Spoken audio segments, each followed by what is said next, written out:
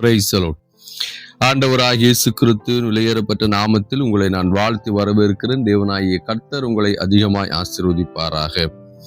இந்த நல்ல நாளிலும் கர்த்தருடைய வார்த்தையை இந்த காலை நேரத்திலே உங்களோடு கூட பகிர்ந்து கொள்வதற்கு தேவன் அடிமைக்கு கொடுத்திருக்கிறதான நல்ல கிருபைகளுக்காக தேவனுக்கு நன்றி செலுத்துகிறேன். உங்கள் அனைவரையும் இயேசு கிறிஸ்துவின் நாமத்திலே நான் வாழ்த்தி வரவேற்கிறேன். தேவனாகிய கர்த்தர் உங்களை ஆசீர்வதிப்பாராக. நம்முடைய ஆண்டவராகிய இயேசு கிறிஸ்து கெத்செமனே தோட்டத்திலே ஜெபித்ததான அந்த ஜெபத்தை குறித்து சுருக்கமாக நாம் பார்க்க போகிறோம். கெத்செமனே தோட்டத்திலே அவர் 3 முறை தனிமையாக ஒரு இடத்திலிருந்து ஜெபித்தார் என்று சொல்லி வேதத்திலே நாம் பார்க்கிறோம். நீங்க மத்தேயு எழுதின சுவிசேஷம் 26ஆம் அதிகாரம் 39வது வசனம், மார்க் 14:36, லூக்கா 22:42, யோவான் 18:1 இந்த வசனங்களில் எல்லாம் நீங்க படித்து பார்க்கும்போது ஆண்டவராகிய இயேசு கிறிஸ்துவின் ஜெபத்தை குறித்து நாம் அங்கே பார்க்க முடியும். ஆண்டவராகிய இயேசு கிறிஸ்து அந்த கெத்செமனே தோட்டத்திலே பல முறை வந்திருக்கிறார் தம்முடைய சீசரோடு கூட. ஆனால் இன்று கடைசியாக கெத்செமனே தோட்டத்திலே தம்முடைய சீசர்களோடு கூட நேரத்தை செலவழிக்கும்படியாகவும் பிதாவிடத்திலே போய் ஜெபிக்கும்படியாகவும் அவருடைய இறுதி நிமிடங்களை அங்கே செலவழிக்கிறதை நாம் பார்க்க முடிகிறது. அவர் தனிமையாக ஒரு இடத்துக்கு போய் ஜெபிக்கிறார் என்று வேதம் சொல்லுகிறது. இங்கிருந்து போகும்போது சீசர்களை அழைத்து கொண்டு போகிறார்.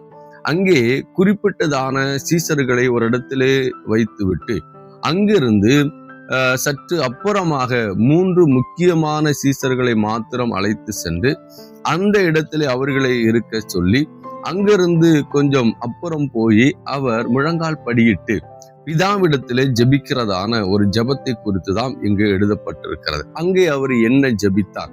அவர் ஜெபித்ததான வார்த்தை இதுதான்: பிதாவே, கூடுமானால் இந்த பாத்திரம் என்னை விட்டு நீங்கும்படி செய்யும், ஆகிலும் இது உம்முடைய சித்தமா இருக்குமே, ஆனால் வேண்டாம் என்று சொல்லி ஜெபிக்கிறார்.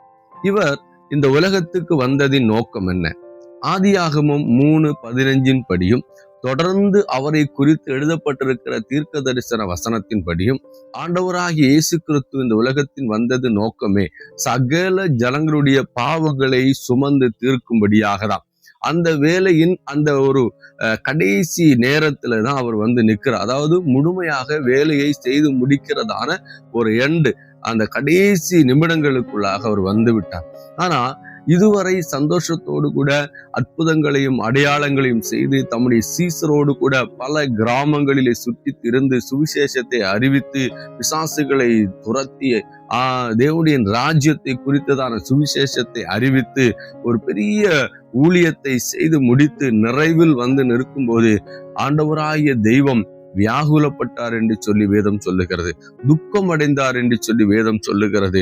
பாருங்க, சீசர்களை அழைத்து அவனோடு கூட அந்த காரியங்களை பகிர்ந்து கொண்டார் என்று சொல்லி வேதம் சொல்லுகிறது. அது மாத்திரமல்ல, பிதாவை நோக்கி பலத்த சத்தத்தோடு கூட அவர் ஜெபிக்கிறார். லூக்கா எழுதின சுவிசேஷம் வாசித்து பார்க்கும்போது அங்கே சொல்லுகிறது, அவர் ஜெபித்துக் கொண்டிருக்கும் போது வேர்வை துளி இரத்த துளிகளை போல பூமியிலே வந்து விழுந்தது. அந்த அளவுக்கு அவர் பாரப்பட்டிருக்கிறார், துக்கப்பட்டிருக்கிறார். காரணம் என்ன? முழு உலகத்தின் பாவமும் அவர் மேல் வந்து விழுந்தது. அந்த பாவத்தின் விளைவாக அந்த பாவத்தை சகித்து கொள்ள முடியாமல் ஆண்டவர் அந்த இடத்திலே பார்த்தீங்கன்னா வியாகுலப்படுகிறார். அது மாத்திரமல்ல, மறுநாள் அவருக்கு நடக்க போகிற அந்த நிகழ்வுகள் அவருக்கு நல்லாவே தெரியும். அதாவது அன்று ராத்திரி முடிந்து பகல் வேளையிலே அவரை பல இடங்களிலே கொண்டு போய் அவமானப்படுத்த போறாங்க, அடிக்க போறாங்க, கன்னத்துல அடிக்க போறாங்க, காரி துப்ப போறாங்க, சாட்ட வாரலால் அடிக்க போறாங்க. எந்த தெருவுல இயேசு கிறிஸ்து சந்தோஷத்தோடு கூட நடந்து போனாரோ அதே தெருவுல இப்போது சிலுவையை சுமக்க பண்ண போறாங்க. சகல ஜனங்களும் பார்த்து இயேசுவை நிந்திக்க போறாங்க. இறுதியாக கொல்கொதா மலையிலே கொண்டு போய் அவரை ஆணியினால் அடித்து கொலை செய்ய போறாங்க. இந்த பாடுகளை அவர் நினைத்து தேவனுடைய சமூகத்திலே பலத்த சத்தத்தோடு கூட ஜெபிக்கிறதை அங்கே பார்க்க முடிகிறது. அவர் ஜெபிப்பதின் நோக்கம் என்ன? இதிலிருந்து வெளியே வருவதல்ல, அந்த பாடுகளை அவர் தாங்கும்படியாக, அதை சகித்து கொள்ளும்படியாக, எந்த ஒரு சூழ்நிலையிலும் அந்த பாடுகளை விட்டு அவர் வெளியே வராத அளவுக்கு அவருடைய மாம்ச சரீரத்திலே பலத்துக்காக ஜெபிக்கிறார். எனக்கு அன்பான தேவனுடைய பிள்ளைகளே, இந்த உலகத்திலே கிறிஸ்துவ நிமித்தம் வருகிற பாடுகளும் கிறிஸ்துவின் நிமித்தமாக நாம் செய்ய வேண்டிய வேலைகளிலே வரப்போகிறதான அந்த பாடுகளும் நாம் அனுபவிக்கும்படியாக நமக்கு பலன் தேவைப்படுகிறது. அதிலிருந்து நாம வெளியே போகவே முடியாது. இந்த உலகத்தில் உங்களுக்கு உபத்திரவம் உண்டு.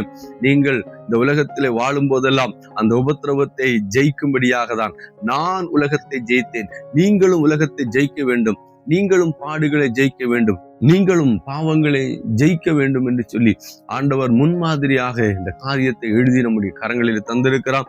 நீங்கள் அந்த வார்த்தையை நன்றாக தியானியுங்கள். இப்போது பாடுகள் இருக்கலாம், கஷ்டங்கள் இருக்கலாம், ஆனால் ஜெயம் நமக்கு. ஆண்டவராய் இயேசு கிறிஸ்து பாடுபட்டார், கஷ்டப்பட்டார், நொறுக்கப்பட்டார், ஆனால் ஜெயத்தை பெற்றுக்கொண்டார் என்று வேதம் சொல்லுகிறது. இந்த வார்த்தையினாலே கர்த்தர் உங்களை அதிகமாய் ஆசீர்வதிப்பாராக. God bless you.